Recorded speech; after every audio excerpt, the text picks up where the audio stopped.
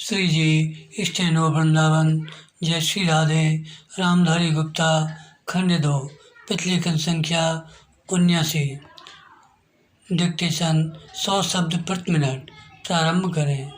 महोदय, किसी भी देश या समाज के विकास हेतु शिक्षा अत्यंत सशक्त एवं महत्वपूर्ण साधन है। विराम।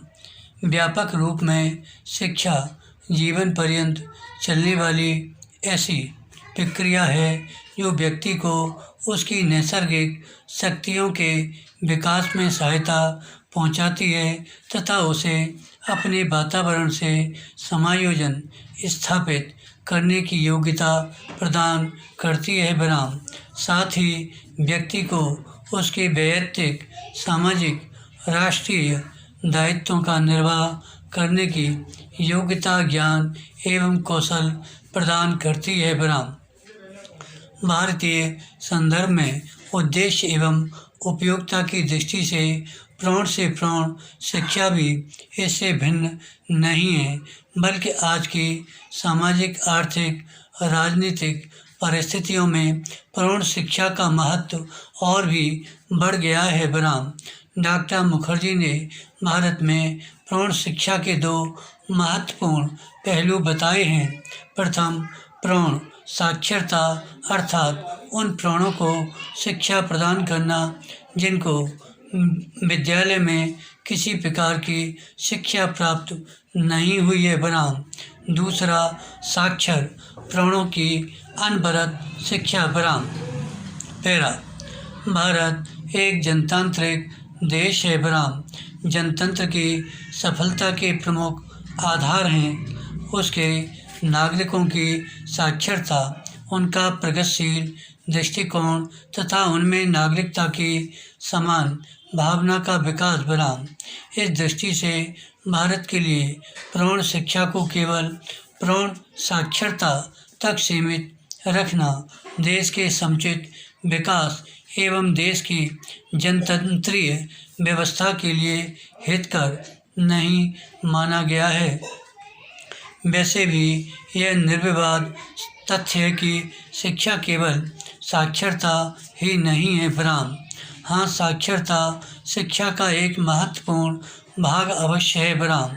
इस संदर्भ में डॉक्टर विद्यानिवास मिश्र का कथन उल्लेखनीय है कि भारत का व्यक्ति निरक्षर होते हुए भी शिक्षित है। विराम। अपनी बात को अधिक स्पष्ट करते हुए उन्होंने कहा है कि यदि हमारे प्रौढ़ अशिक्षित होते तो सदियों से चली आई हमारी संस्कृति, मर्यादाएं कैसे बनी रहती। विराम। डॉक्टर मिश्र के शब्दों में प्रौढ़ शिक्षा का तात्पर्य है निरक्षर, अर्धसाक्षर या विस्मृताक्षर प्रौढ़ों को पुनः साक्षरता का संस्कार देना, साथ ही जीवन क्षेत्र में आवश्यक जानकारी को विशेष बल देना। विराम। एक समृद्ध मौखिक परंपरा में हमारा प्रौढ़ शिक्षित है और उसे यदि साक्षर बनाने की योजना बनानी है तो उसके मौखिक परंपरा से प्राप्त अनुभवों को ध्यान में रखना होगा। विराम। एक तथ्य तय है कि देश की प्रगति के लिए निरक्षर व्यक्तियों को साक्षर बनाने के अतिरिक्त उनका नैतिक, बौद्धिक, सामाजिक एवं सांस्कृतिक उत्थान भी आवश्यक है। विराम।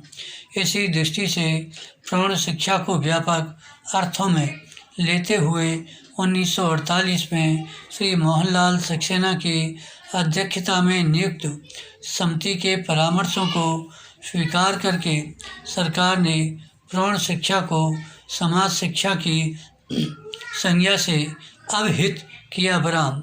जनवरी 1949 में केंद्रीय शिक्षा सलाहकार बोर्ड के इलाहाबाद में संपन्न 15वें अधिवेशन में भारत के तत्कालीन शिक्षा मंत्री ने प्रौढ़ शिक्षा की नवीन धारणा का संदेश देते हुए प्रौढ़ शिक्षा को केवल व्यक्तियों को साक्षर बनाने तक ही सीमित नहीं रखा जाना चाहिए। प्रौढ़ शिक्षा के अंतर्गत व्यापक रूप से सभी व्यक्तियों को साक्षर बनाने का प्रयास करना चाहिए। विराम। यह सबसे अच्छा रास्ता होगा और हमें सफलता मिलेगी। धन्यवाद। श्री हरदास।